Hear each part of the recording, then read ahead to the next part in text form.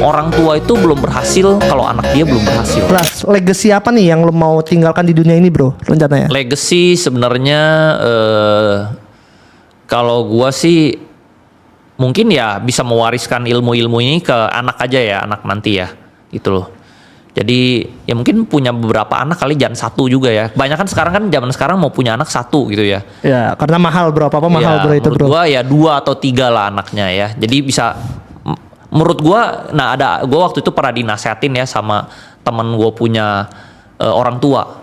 Jadi dia bilang gini, orang tua itu belum berhasil kalau anak dia belum berhasil. Wow, oke. Jadi lu bisa aja nih lu jadi orang paling hebat, paling kaya di dunia gitu ya.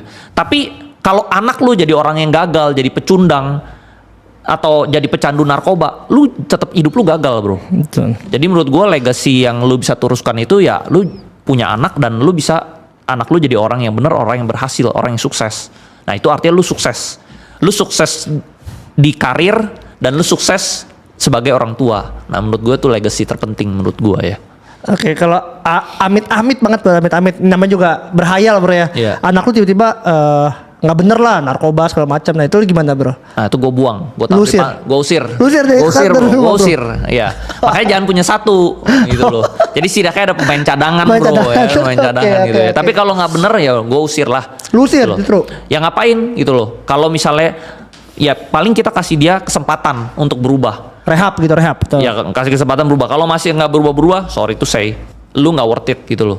Gitu. Jadi Karena kan dulu lu gua bakal juga, keras dong, karena dulu orang tua gue juga gitu. Lu kalau nggak naik, gue dulu nggak, jangan kan narkoba, nggak naik kelas aja, lu masuk panti asuhan. Wow. Udah di ini udah apa, nyetir mobil gitu ya, gue duduk di belakang, orang tua gue di depan gitu ya, lewatin tempat rumah panti asuhan gitu. Lu sampai nggak naik kelas, lu bakal masuk sini. Udah diancam dulu Udah ya? diancam duluan. Jadi gue rasanya takut banget.